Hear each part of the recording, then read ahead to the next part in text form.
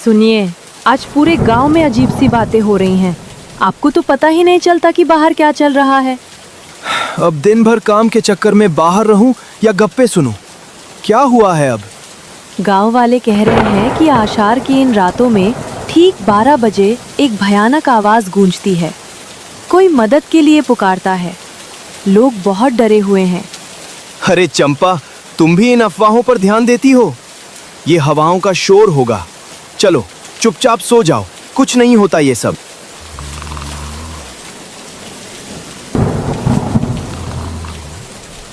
बचाओ, मेरी मदद करो, कोई है? बचाओ। सुना आपने? ये वही आवाज है, वही जिसके बारे में पूरे संतोषपुर में चर्चा हो रही है। ये कोई वहम नहीं है। हाँ चंपा, आवाज तो एकदम साफ थी। ऐसा लग रहा है जैसे कोई बिल्कुल हमारे आंगन में खड़ा चिल्ला रहा है। मुझे जाकर देखना ही होगा। नहीं, आप कहीं नहीं जाएंगे। आधी रात को कोई अनजान शक्ति आपको नाम लेकर बुला रही है। ये ठीक नहीं है। अरे डरो मत, मैं बस दरवाजे की ओट से झांक कर आता हूँ। कुछ नहीं होगा, मैं बस देखूंगा कि आखिर माजरा क्या है। तुम यही रुको।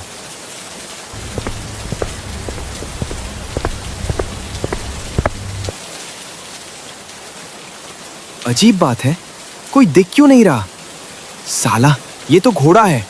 अब ये जानवर तो बचाओ बचाओ चिल्लाएगा नहीं, तो फिर आवाज कहां से आई? कोई इंसान तो आसपास भी नहीं दिख रहा।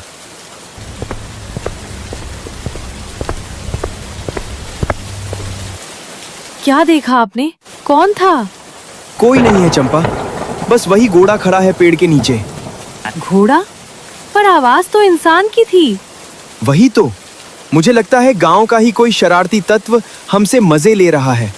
झाड़ियों में छिपकर आवाज निकाल रहा होगा ताकि हम डर जाएं। वो घोड़ा भी शायद उसी का होगा। पर मदन, इतनी तेज बारिश में कोई मजाक क्यों करेगा? अब चुपचाप सो जाओ, सुबह देखूंगा कि किसका घोड़ा खुला घूम रहा है। बेकार में नींद का सत्यानाश कर दिया।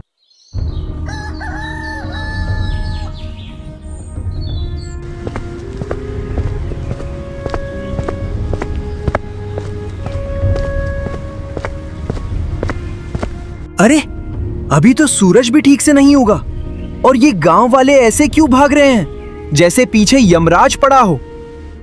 अरे सोहन, रुक तो भाई। क्या हुआ? सांड बिदक गया है क्या जो सब मैराथन दौड़ रहे हो? अरे मदन, अनर्थ हो गया। मुखिया जी के पुराने कुएं में एक घोड़ा गिरकर मर गया है। गांव वाले उसे बाहर निकाल रहे हैं, वही देखने जा रहा हूं। क्या? घोड़ा? कैसा घोड़ा?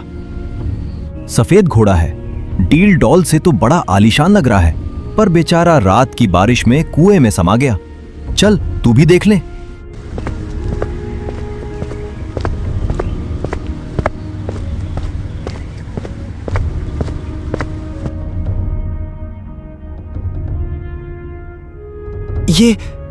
ये तो वही घोड़ा है। इसके माथे का वो सफेद निशान, ये तो वही है जो कल रात मेरे दरवाजे पर खड़ा था। पर सोहन कह रहा है कि ये रात को कुएं में गिरकर मर गया। तो फिर मेरे घर के बाहर कौन था? क्या वो कोई साया था? नहीं नहीं, ये मेरा वहम है। मुझे काम पर ध्यान देना चाहिए। चंपा को ये सब अभी नहीं बताऊंगा, वरना वो डर के मारे मर जाएगी। मुझे खेत पहुंचना होगा।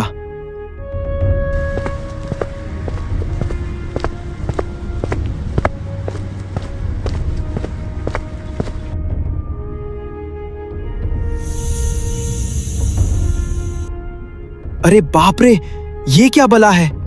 अभी अभी मैं इसे कुएं के पास मरा हुआ देखकर आया हूं, और ये यहां। क्या मैं पागल हो रहा हूं या कोई भूत मेरे पीछे पड़ गया है? वो आवाज, वो घोड़ा, आखिर वो मुझसे क्या चाहता है?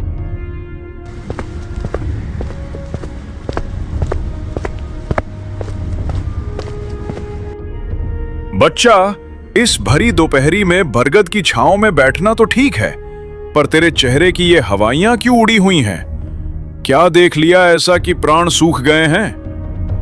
महाराज, मैं संकट में हूं। मुझे समझ नहीं आ रहा कि जो मैं देख रहा हूं वो सच है या मेरा पागलपन। शांति रखो बेटा। जो दिखता है जरूरी नहीं कि वह सत्य हो, और जो सत्य है जरूरी नहीं कि वो सबको दिखे। विस्तार से बताओ, क्या पीड़ा है? बाबा, कल रात से एक घोड़ा मेरा पीछा कर रहा है। रात को उसने मेरी मदद मांगी, इंसान की आवाज में। आज सुबह उसे गांव के कुएं में मरा हुआ पाया गया, और अब वो साक्षात मेरे खेत में खड़ा है। आखिर ये क्या माया है? बेटा, ये संसार सिर्फ हार मास का नहीं है। कभी कभी कुछ आत्माएं अधूरी इच्छाओं के साथ भटकती रहती हैं। पर मेरा उससे क्या लेना देना बाबा? मैं तो एक साधारण किसान हूं। बच्चा, आत्मा का सफर सदियों का होता है। ये घोड़ा कोई साधारण जानवर नहीं, बल्कि तेरे किसी पिछले जन्म का साथी, कोई गहरा जुड़ाव या कोई अधूरा लगाव है। वो तुझे नुकसान पहुंचाने नहीं आया, बल्कि वो तुझे पहचानता है। वो पुकार, वो मदद की गुहार, शायद वो तुझे कुछ याद दिलाना चाहता है जिसे तू भूल चुका है। पिछले जन्म का साथी? क्या इसीलिए वो सिर्फ मुझे दिख रहा है और मेरा नाम ले रहा है? हाँ, जब कोई रिश्ता अधूरा छूट जाता है तो वो काल के चक्र को पार करके भी सामने आता है। वो घोड़ा तेरा कोई सगा हो सकता है जिसने उस रूप में जन्म लिया हो। डरो मत, उसे स्वीकार करो। जब तक तुम भागोगे वो डराएगा। जिस दिन तुम करुणा से उसकी ओर देखोगे वो शांत हो जाएगा। मुझे क्या करना चाहिए बाबा? आज रात जब वो फिर आए तो डरना मत। उससे पूछना कि वो क्या चाहता है। प्रेम में वो शक्ति है जो भटकती रूहों को भी मोक्ष दिला देती है। जाओ, मन शांत करो।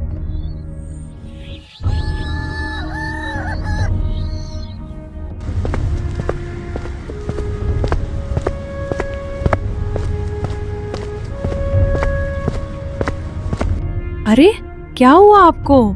सुबह तो अच्छे भले गए थे, अब ऐसे लग रहे हैं जैसे कोई मुर्दा देख लिया हो। तबीयत तो ठीक है?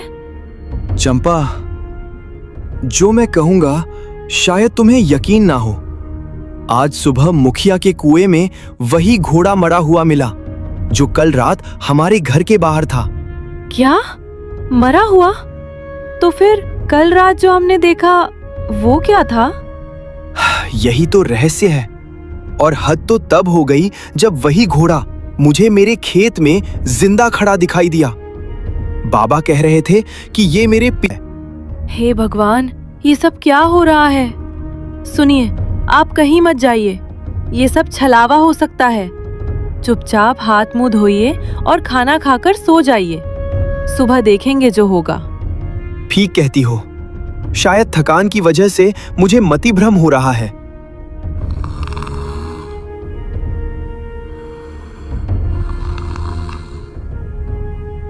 मदन, ओ मदन, मेरी मदद करो। चंपा, चंपा उठो। क्या तुमने सुना?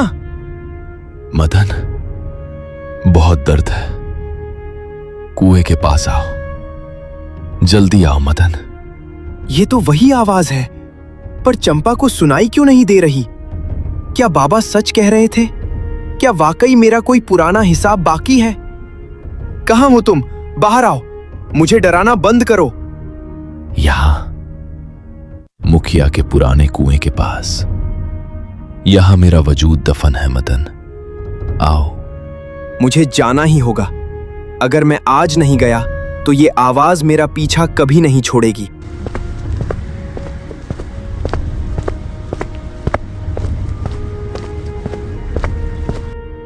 मैं यहां आ गया हूं।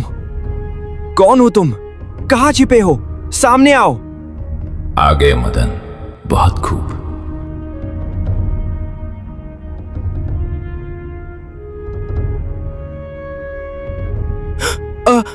अरे बाप रे, ये क्या बला है? पत्थर की मूरत पानी से बाहर निकल आई। भागो यहां से मदन, वरना आज जान नहीं बचेगी। रुको मदन, भागो मत, डरो मत, मेरी बात सुनो। हे भगवान, ये पत्थर बोल रहा है। मेरी आंखों को क्या हो गया है? या फिर मैं पागल हो गया हूं? तुम पागल नहीं हो मदन, अपनी घबराहट को शांत करो। मैं एक साधारण पत्थर नहीं, बल्कि एक दिव्य जादुई घोड़ा हूं। जिस आवाज ने तुम्हें आधी रात को पुकारा वो मेरी ही रूह थी। और आप पत्थर कैसे बन गए? और आपने मेरा ही नाम क्यों लिया? मदन, कालिंदी जंगल में एक दुष्ट तांत्रिक है भैरव। उसने अपनी काली शक्तियों से मुझे इस पत्थर की कैद में डाल रखा है। वो मेरी दिव्य शक्तियां चुराना चाहता है। अगर उसे समय रहते रोका न गया तो वो मेरी ताकत पाकर पूरी दुनिया पर अंधेरे और काली शक्तियों का राज कायम कर लेगा। काली शक्तियों का राज?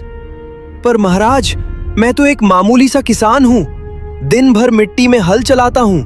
मैं उस शक्तिशाली तांत्रिक की काट कैसे कर सकता हूं? मैं अकेला क्या कर पाऊंगा? तुम अकेले नहीं हो मदन।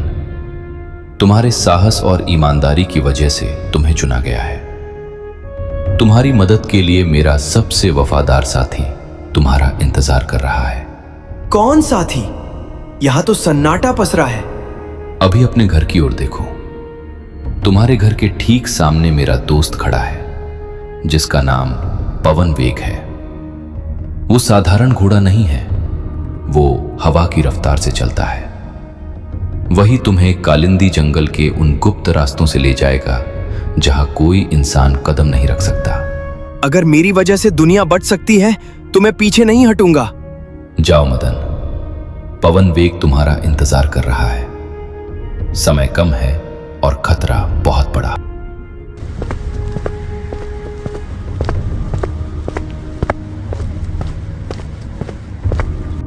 चंपा, चंपा, दूर हटो उस जानवर से।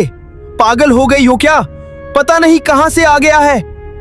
अरे आ गए आप? बड़ी देर कर दी कुएं के चक्कर में। बेचारा पवन वेग कब से आपका इंतजार कर रहा है। पवन? क्या? तुम्हें इसका नाम कैसे पता? और तुम इससे ऐसे बातें क्यों कर रही हो जैसे ये तुम्हारा मायके का कोई रिश्तेदार हो? अरे इसने खुद ही तो बताया। पवन वेग ने मुझे सब समझा दिया है। वो जादुई पत्थर की मूर्ति, वो दुष्ट तांत्रिक भैरव और कालिंदी जंगल का संकट, सब पता है मुझे। हे भगवान, ये दुनिया उलट पुलट हो गई है क्या? मैं वहां पत्थर से बात कर रहा हूं, तुम यहां जीते जागते घोड़े से गप्पे लड़ा रही हो। चंपा, ये बोलता है सच में? हाँ, और सुनिए, अब देर मत कीजिए। पवन वेग कह रहा है कि तांत्रिक की शक्तियां बढ़ रही हैं। आप अभी के अभी निकलिए। रात के अंधेरे में ही रास्ता पार करना होगा। क्या? अभी निकलूं? पागल मत बनो चंपा। आधी रात को बाहर निकलूंगा तो गांव के कुत्ते दौड़ा लेंगे मुझे। और लोग क्या सोचेंगे कि मदन आधी रात को घोड़े से बातें करते हुए जंगल जा रहा है। सब मुझे पागल खाने छोड़ाएंगे। मदन, कुत्तों से मत डरो, वे मेरा रास्ता नहीं रोक पाएंगे। समय हाथ से निकल रहा है। अरे बाप रे, ये तो वाकई बोलता है।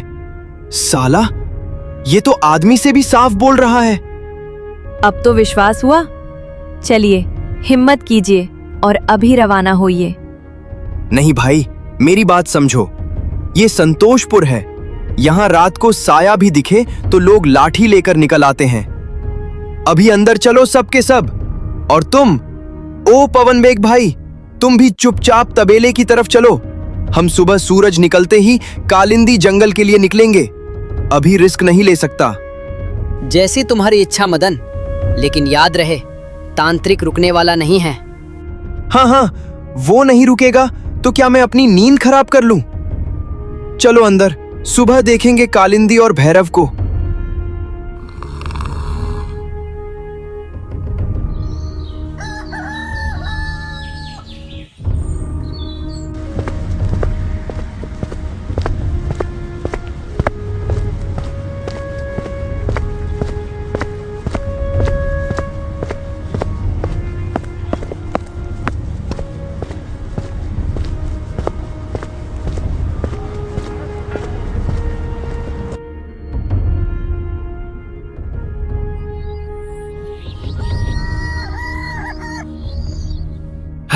बस भाई पवन वेग, अब मेरे बस का नहीं है। सुबह से शाम हो गई चलते चलते, मेरे पैर जवाब दे रहे हैं। आज की रात इसी आम के बगीचे में गुजारेंगे।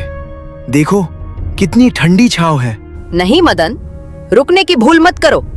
इस बगीचे की हरियाली पर मत जाओ। यहाँ की हवाओं में मौत की गंध है। ये जगह शापित है। हमें फौरन यहाँ से निकलना होगा। अरे तुम तो हर बात में डरते हो। इतना सुंदर बगीचा और ठीक नहीं है। कम से कम मुझे 2 घड़ी सुस्ताने तो दो।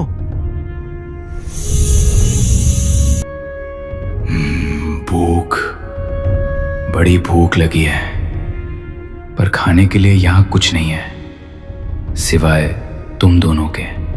अरे बाप रे, इतना बड़ा पंछी और बोल रहा है। ओ पंछी भाई, इस बगीचे में इतने आम लगे हैं, तुम फल क्यों नहीं खाते? फल? मैं इन फलों को छू तक नहीं सकता। न कोई पक्षी नहीं हूं मदन, मैं एक इंसान हूं। बरसों पहले मैंने एक भूखे साधु को सिर्फ इसलिए लाठियों से पीट डाला था क्योंकि उसने मेरे बगीचे से एक फल तोड़ा था। उस महात्मा ने मुझे श्राप दिया कि मैं पक्षी बनकर तड़पूंगा और कभी अपनी भूख नहीं मिटा पाऊंगा। तो तुम हमसे क्या चाहते हो? मुझे पता था तुम दोनों यहां आओगे। भैरव तांत्रिक ने मुझे तुम्हारी खबर दी थी। मेरी मुक्ति का एक ही रास्ता है, या तो तुम मुझे मार डालो या फिर मैं अपनी भूख मिटाने के लिए तुम्हें कच्चा चबा जाऊंगा। तैयार हो जाओ। हाँ, पवन मेघ, बचाओ मुझे, ये तो हमें खा जाएगा। मदन, पीछे हटो। ये अब कोई इंसान नहीं, एक हिंसक साया बन चुका है। अगर तूने मौत ही चुनी है अभागे, तो पवन वेग की शक्ति का सामना कर।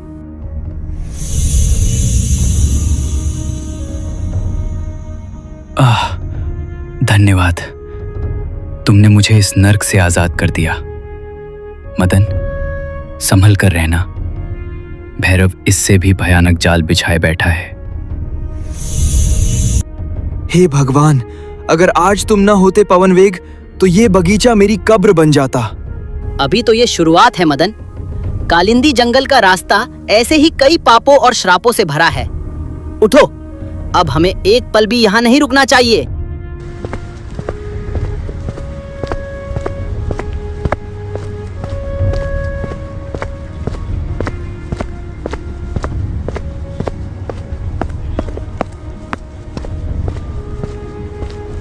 रुक जाओ तुच्छ मानव, कालिंदी की सीमाओं में पैर रखने का साहस कैसे किया? क्या तुझे अपनी जान प्यारी नहीं है? अरे ये पेड़ तो साक्षात यमराज लग रहा है। पवन वेग भाई, वापस चलें क्या? डरो मत मदन, ये वृक्ष राज है, इस जंगल का द्वारपाल। ये सिर्फ डरा रहा है। डरो मत बालक, मैं तो बस तुम्हारी परीक्षा ले रहा था। देखो मदन, तुम क्यों उस तांत्रिक भैरव के चक्कर में अपनी जान गंवा रहे हो? मेरे पास देखो। मदन, ये सारा धन, ये सुख सुविधाएं तुम्हारी हो सकती हैं। बस यहीं रुक जाओ, लौट जाओ अपने संतोषपुर। तुम वहां राजा बनकर रहोगे। क्या रखा है उस जादुई घोड़े को बचाने में? बाप रे, इतने हीरे! चंपा तो खुश हो जाएगी। पवन वेग, क्या सच में हम ये सब लेकर घर जा सकते हैं? मदन, होश में आओ। ये माया जाल है। अगर तुम इन हीरो को छुओगे तो तुम भी पत्थर बन जाओगे। याद करो उस जादुई मूर्ति की पुकार। अगर भैरव जीत गया तो ये सोना भी मिट्टी बन जाएगा। धिक्कार है मुझ पर। वृक्षराज, मुझे आपका लालच नहीं चाहिए। मैं यहाँ दुनिया को बचाने आया हूँ, अपनी जेब भरने नहीं। रास्ता छोड़िए। लालच को जीत लिया, भय को जीत लिया, पर क्या बुद्धि को जीत पाओगे? बिना उत्तर दिए कोई आगे नहीं बढ़ा है। मैं तुम दोनों से एक एक सवाल करूंगा। उत्तर सही हुआ तो रास्ता मिलेगा, गलत हुआ तो यही मेरी जड़ों में दफन हो जाओगे। हाँ बाबा, पूछ लो। खेती किसानी में बहुत दिमाग खपाया है, जवाब दे ही दूंगा। मदन, पहला सवाल तुम्हारे लिए। वो कौन सी चीज है जिसे इंसान दूसरों के अंदर तो तुरंत देख लेता है, पर अपने अंदर उसे कभी दिखाई नहीं देती? अरे महाराज, ये तो मैं अपनी पत्नी चंपा के साथ रोज देखता हूँ। इंसान दूसरों की गलती तो पलक झपकते ही पकड़ लेता है, पर वही गलती जब खुद करता है तो उसे लगता है कि वो तो महान है। इसका उत्तर है अपनी खुद की गलती। एक साधारण किसान से इतने गहरे जवाब की उम्मीद नहीं थी। ठीक है, अब पवनवेग तुम्हारी बारी। पवनवेग, तू दिव्य घोड़ा है। तू बता, वो कौन सी चीज है जो कल भी थी और कल भी होगी पर आज वो नहीं है? वृक्षराज, इसका उत्तर काल के चक्र में छिपा है। वो है समय। जिसे हम कल कहते हैं वो आज कभी नहीं होता। जब वो आता है तो वो आज बन जाता है, इसलिए कल कभी आता ही नहीं। बहुत खूब। पर अब आखिरी सवाल, और ये सवाल तुम दोनों के लिए एक ही है। अगर ये बता दिया तो समझो तांत्रिक भैरव के आधे प्राण तुमने यहीं जीत लिए। वो कौन सा युद्ध है जिसे जीतने वाला हमेशा हार जाता है और हारने वाला हमेशा जीत जाता है? महाराज, इसका जवाब थोड़ा हटके है। वो युद्ध है अपने अपनों से किया गया प्रेम का युद्ध। जब हम अपनों से बहस में या किसी बात पर जीत जाते हैं तो असल में हम उस रिश्ते को हार जाते हैं, और अगर हम अपनों की खुशी के लिए जानबूझकर हार जाएं तो असल में हम उनका दिल जीत लेते हैं। मान गया मदन, तेरी इसी सादगी और समझदारी ने मुझे हरा दिया। जिसके पास अपनों के लिए हारने का कलेजा है, वही भैरव जैसी नफरत की दीवार को ढहा सकता है। आओ, रास्ता साफ है। तांत्रिक का किला अब यहां से सिर्फ 1 कोह की दूरी पर है। शुक्रिया महाराज। पवनवेग भाई, अब अपनी असली रफ्तार दिखाओ। सूरज ढलने से पहले हमें किला फतह करना है।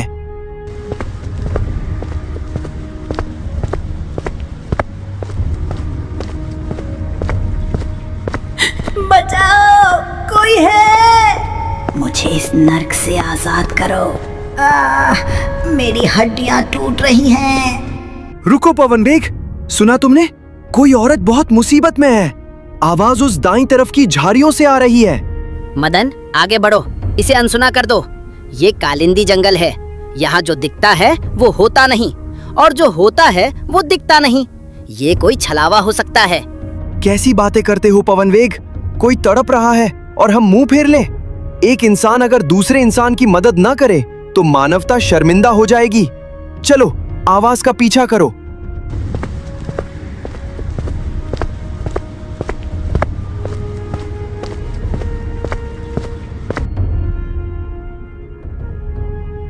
अरे माँ जी, आप यहाँ इस पिंजरे में क्या कर रही हैं? ये हाल किसने किया आपका?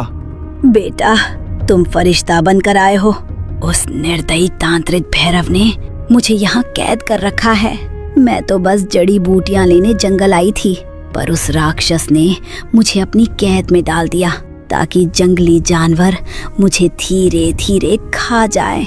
बेटा, मुझे बचा लो, बड़ी कृपा होगी। वो भैरव तो बड़ा ही नीच इंसान है। पवनवेग, तुम खड़े क्या देख रहे हो? अपनी जादुई शक्तियों से इस बेचारी बुढ़िया को आजाद करो। मदन, मुझे कुछ ठीक नहीं लग रहा। इसकी आंखों में वो चमक नहीं है जो एक लाचार इंसान में होती है। तर्क वितर्क छोड़ो और मदद करो, ये मेरा आदेश है।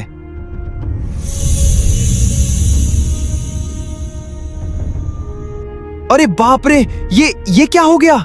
चंपा, बचाओ, ये तो डायन है। पवनवेग, मैंने तुम्हारी बात क्यों नहीं मानी? मदन, संतोषपुर के भोले इंसान, डरो मत। अगर मैं तुम्हें मारना चाहती तो पिंजरा खुलते ही तुम्हारा गला रेत देती। तो तुम क्या चाहती हो? तुम सच में डायन हो? हाँ, मैं वही हूँ जिसे तुम लोग डायन कहते हैं, लेकिन मैं बुरी नहीं हूँ। मुझे भी उस भैरव तांत्रिक ने अपनी दासी बनाने के लिए कैद किया था।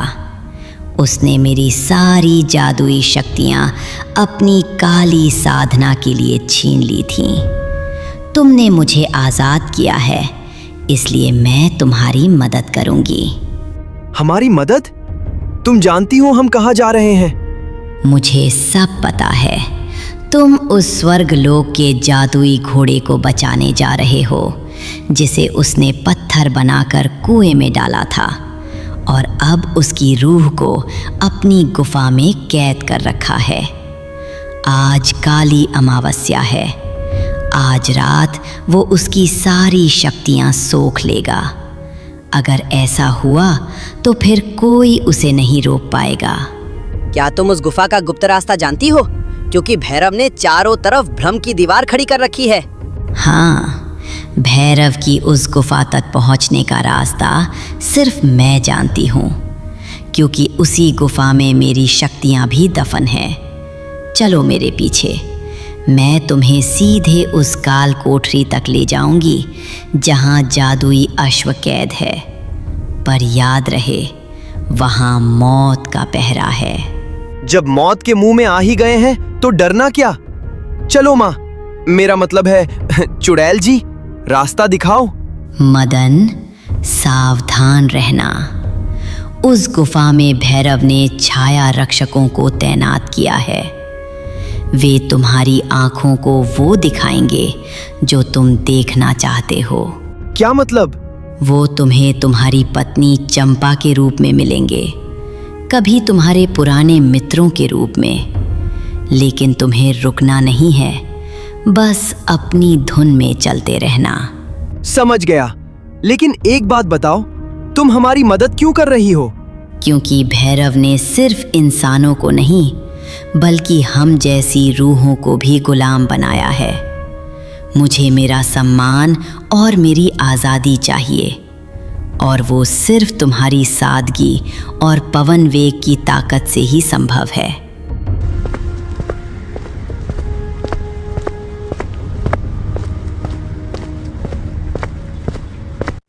मदन, देखो सामने, वो काली पहाड़ी।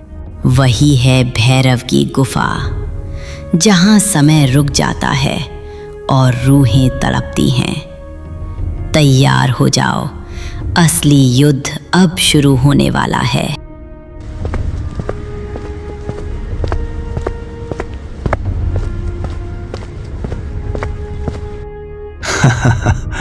तो आखिरकार मौत के सौदागर यहाँ पहुंच ही गए, और साथ में इस गद्दार चुड़ैल को भी लाए हो। तुम्हें क्या लगा था भैरव सो रहा है?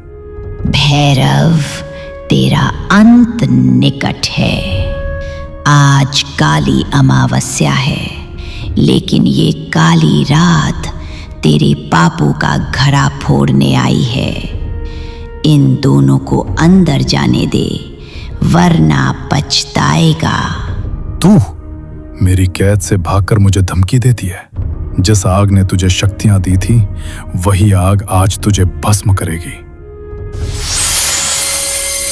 मदन, पवन वेग, रुको मत, अंदर जाओ, इसे खत्म करो। नहीं, इसे छोड़ दो दुष्ट, इसने हमारी मदद की है। देखा, ये अंजाम होता है जो भैरव के खिलाफ जाता है। अब तुम दोनों की बारी है। मदन, तू एक तुच्छ किसान है। तूने सोचा भी कैसे कि तू एक महाशक्तिशाली तांत्रिक का सामना करेगा? मेरी शक्ति से डर, घुटने टेक दे। मैं किसान हूं भैरव, और किसान को मिट्टी से प्रेम करना और गंध उखाड़ना दोनों आता है। तूने एक निहत्थी रूह को मारा है, अब तुम मेरा क्रोध देख। मदन, पीछे हटो। इसकी काली विद्या का अंत अब मेरे हाथों होगा। इसने मर्यादा की सारी सीमाएं पार कर दी हैं। एक जानवर मुझे मारेगा? आओ, मैं तुम्हारा मांस कुत्तों को खिलाऊंगा। भैरव, तू भूल गया कि मैं कौन हूँ। मैं धर्म का रक्षक हूँ। अब सुन वो मंत्र जो तेरे विनाश का कारण बनेगा। ओम वज्रकायाय विद्महे महाप्राणाय धीमहि तन्नो अश्वः प्रचोदयात्।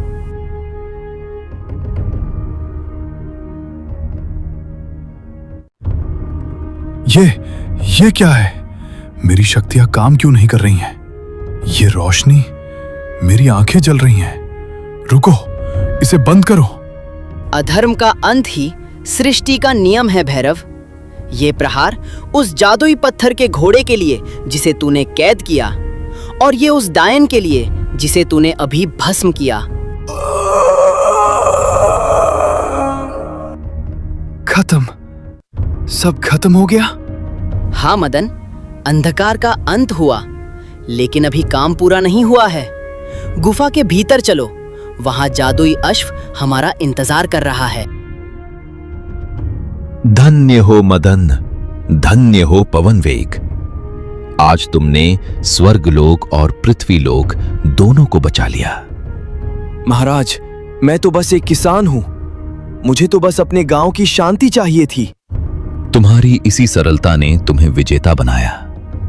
जाओ मदन, संतोषपुर अब सुरक्षित है और पवन वेग हमेशा तुम्हारे पास रहेगा, एक मित्र बनकर। तो दोस्तों, कैसी लगी आपको हमारी ये कहानी? अपनी राय कमेंट में जरूर दें ताकि हम मदन और पवन वेग के अगले रोमांचक भाग के साथ जल्दी लौट सकें। हिम्मत और दोस्ती की इस जंग को अगर आपने पसंद किया है तो वीडियो को लाइक करें। मिलते हैं अगले भाग में एक नए रहस्य के साथ।